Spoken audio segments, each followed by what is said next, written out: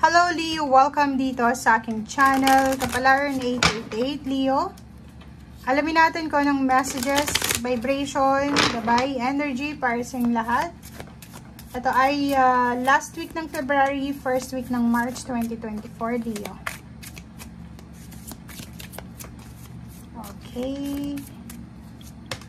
Kung bago ka sa channel ko Leo, please like, share, and subscribe. Pakipress ang notification bell button. Wow! Ang galing na ito, Leo. Ano ba ang pwedeng mensahe sa'yo ng baraha sa usaping relationship? Leo.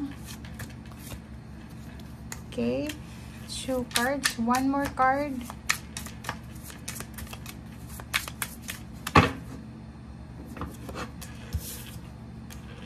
Okay. 5. Wow.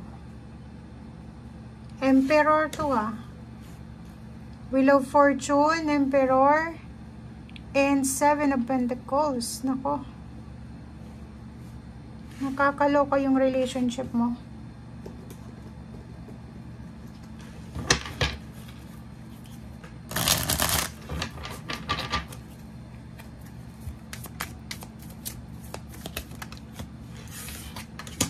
Okay. 7 of Earth. Double confirmation yung 7 of Earth natin dito. Oops, sorry. And release. Okay. Ang daming baraha, pero kunin natin siya lahat, guys. Ace of Fire. Leo.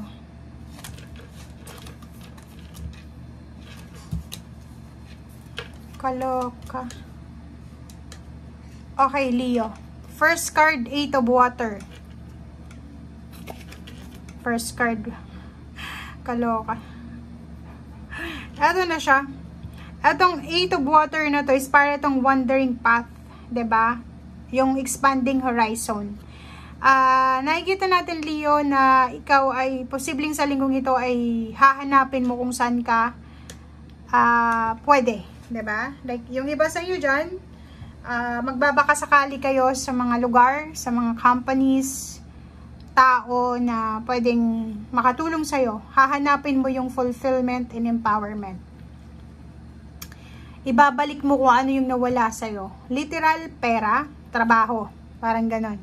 Moving on from one relationship to another, or moving on sa mga nawala na sa'yo, parang gano'n. So, hahanapin mo yung mga contentment, na nawala sa'yo. Diba? Dito nakikita natin na sinasabi ng first card na to na ano man itong adventure na tatahakin mo, enjoy the journey. Okay? And expand your horizon. Huwag kang parang sinasabi ng baraha, huwag kang titigil hanggat hindi mo na-expand kung saan ka talaga belong. Okay? Relationship natin, mayroon ka ditong 7 of Pentacles, 7 of Earth, and then mayroon kang Wheel of Fortune, and then Emperor.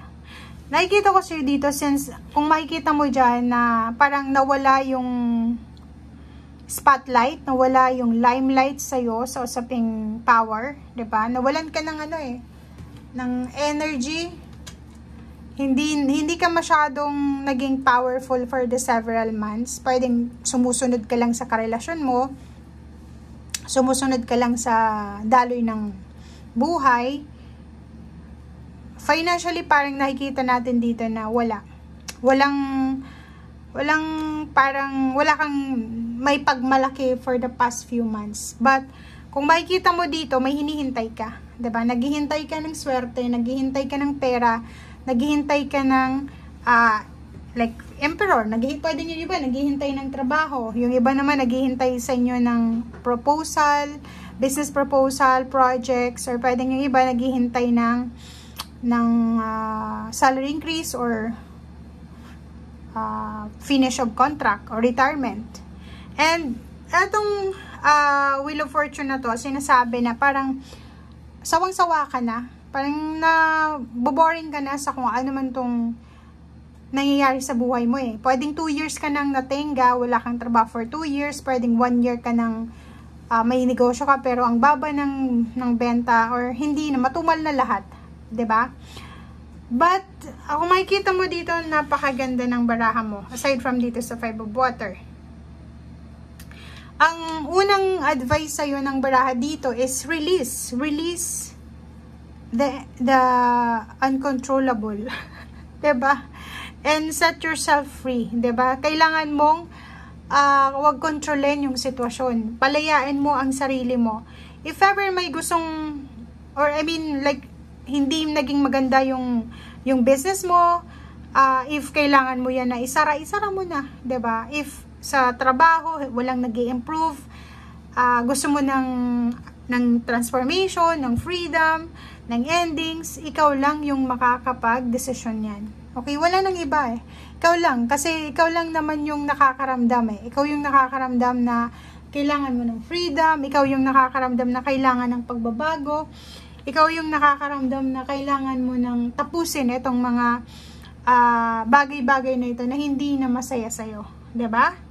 Kasi once na nakaalis ka na dyan sa bagay na yan na hindi ka na kontento, parang may puwang na, may space na sa buhay mo para makapagsimula ka ng bagong goals. Like for example, yung goal mo dati is maging bilyonaryo, tapos hindi siya nangyayari. Pag kinalimutan mo yung goal mo na yun na maging bilyonaryo ka, mag-go with the flow ka lang, yung parang realistic goals lang, talagang maraming darating sa'yo. Diba? So, opportunities, kailangan mo lang ng bagong goals, bagong mindset.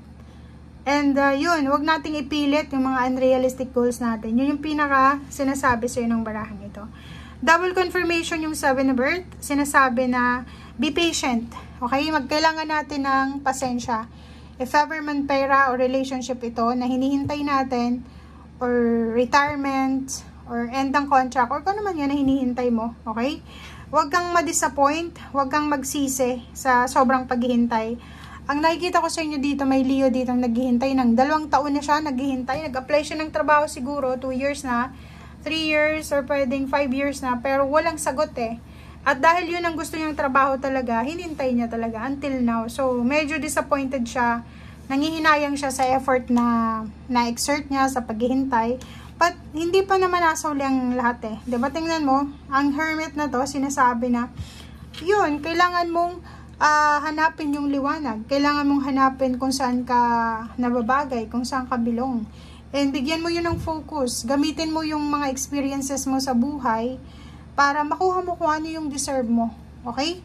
And gamitin mo din yung family mo, yung loved ones, as inspiration. Kung wala ka ng inspiration ngayon na hawak-hawak para makapagsimula ng bagong buhay, or baka tawag dito, nawawalan ka na ng interest. Yun, pamilya, kaligayahan, 'di ba? May anak ka, may magulang ka pa, kapatid, gamitin mo sila as inspiration.